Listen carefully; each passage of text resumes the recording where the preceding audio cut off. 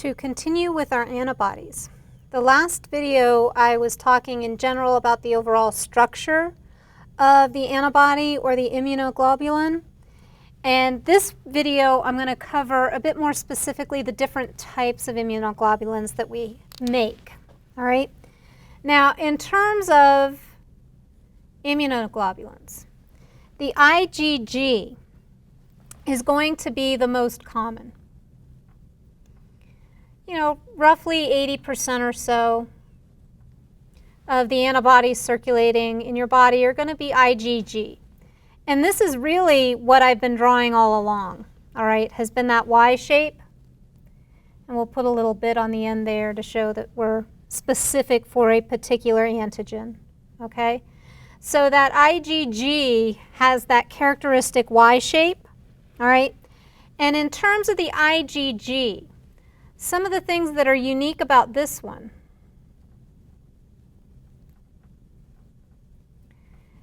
This antibody has the ability to cross the placenta, all right? So in terms of essentially mom passing on some protective immunity to her unborn child, this is one way that mom can do this, all right? And we'll talk a bit more detail later about the natural and acquired immunities and whatnot. But essentially, this IgG is an antibody that can cross the placenta, so it can go and essentially provide the developing fetus with a little bit of protection once the fetus is born. All right? So this can cross the placenta, can essentially work as part of the early immune system of a newborn. All right? This is also the antibody that's going to activate complement. All right? So it'll be an IgG, and with that activation of complement, it also increases the possibility that something will be phagocytosed, because it's going to be the IgG that's going to surround and essentially opsonize our microbe. Okay? So the IgG is going to be involved in activating complement and phagocytosis. Typically, if we're talking about antibodies working as an antitoxin,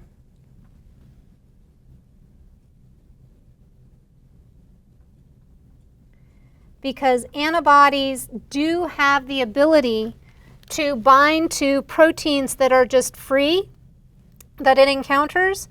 And when it binds to that protein, that essentially prevents that protein from binding to something else. So a lot of antitoxins are actually IgG antibodies purified from somebody who has an immunity to it, all right? A lot of antitoxins or antivenoms for snake bites would fall into this category.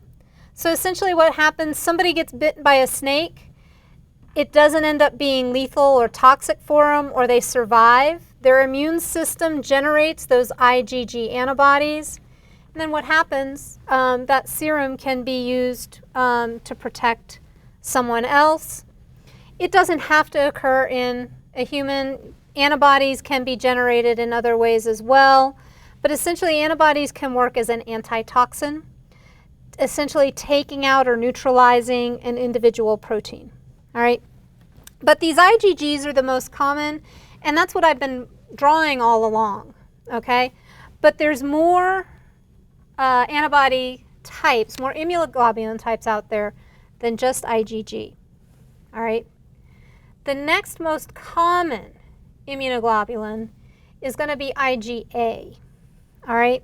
And this one's around 10% of your circulating antibodies are going to be IgA.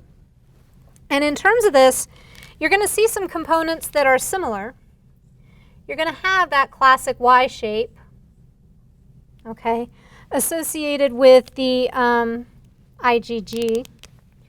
But you're going to have a J chain that is going to link those two antibodies together. And then you're going to have another factor that allows essentially the IgA antibody to be secreted, okay? So in terms of the IgA, this is a secreted antibody. Where this one comes into play, all right, we talked about IgG essentially being passive immunity that comes from mom to baby by crossing the placenta. The IgA antibody is the main antibody that's secreted in the colostrum that women produce right after giving birth, all right? So before all of those epithelial cells in the mammary glands start making the milk necessary to feed the baby, there's kind of a clear liquid that's secreted. That's the colostrum, all right? And the colostrum contains an abundance, just huge abundance of IgA antibodies. And this also creates some passive immunity for the newborn, all right? And in terms of that, IgA antibodies will continue to be secreted in the breast milk. This is why a lot of people tout the fact that breastfeeding is better, because you're giving some immunity to your newborn, all right? And that is a true statement, all right? But in terms of that, as far as breastfeeding goes, this is just kind of my little soapbox bit as far as breastfeeding, all right? You do secrete antibodies in breast milk. You already passed on some antibodies to your developing baby through the IgGs that cross the placenta, all right? So there are a portion of women out there who can't breastfeed, all right, for whatever reason, all right? And they tend to be put down for not breastfeeding under the guise that, well, you're not providing your baby with the most protection. You're not protecting your baby. That isn't entirely true, okay?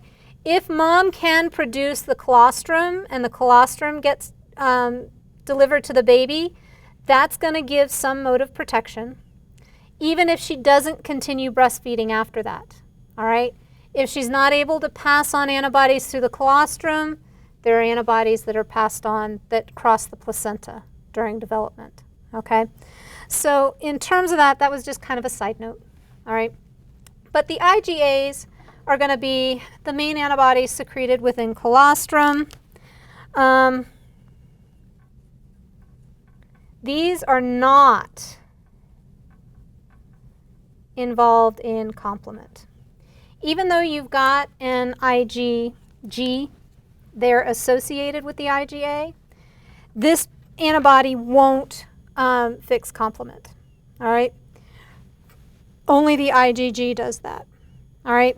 And in terms of that, with the IgA, the lifespan on these is about 6 days, give or take, all right? And I think that's a half-life. So half of the antibodies are gone within 6 days, all right? As opposed to our IgG, which has a half-life of about 23 days, all right?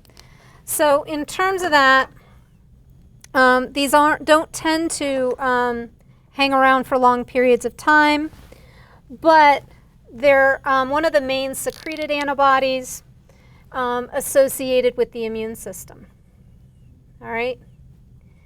Next one I've got that I'm going to talk about is going to be IgM, all right? IgM is a bit more complex in its arrangement. So this is going to take me a minute or two to draw, all right? But essentially what you've got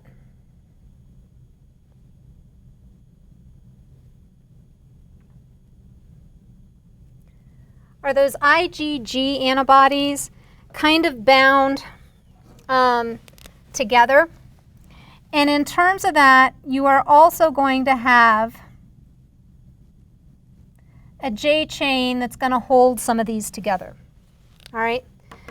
And in terms of the IgM antibodies, all right, it's a little bit unique. One, because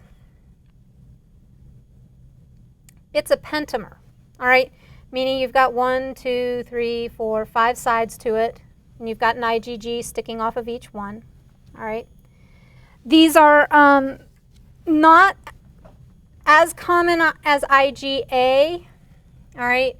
It's usually anywhere from 5 to 10% make up IgM antibodies that are circulating. But in terms of IgM, these are going to be the antibodies that are first produced by your B cell, okay? And in terms of that, with your B cell, and I left this out of B cell activation because it's a little complicated and your book doesn't really have a great description of it, but essentially in the process of making antibodies, there's something known as isotype switching that occurs.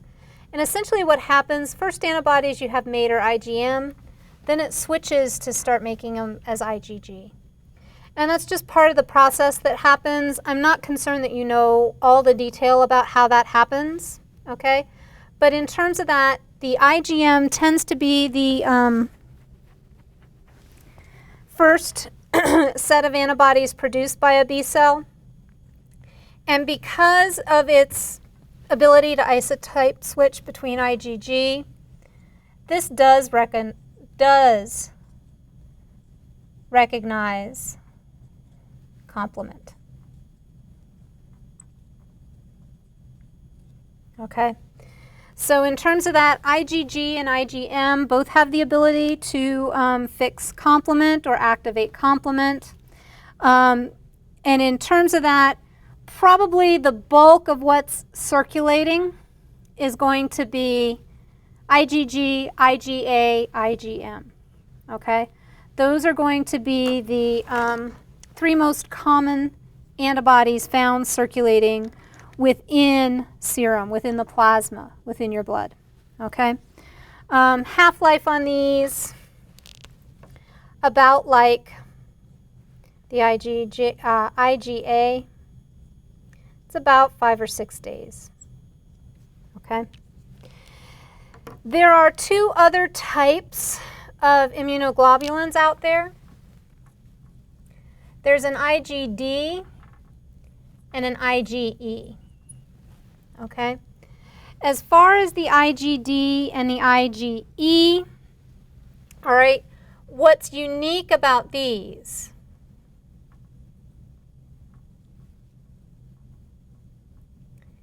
is they're going to have a heavy chain that's different from IgM, IgA, IgG.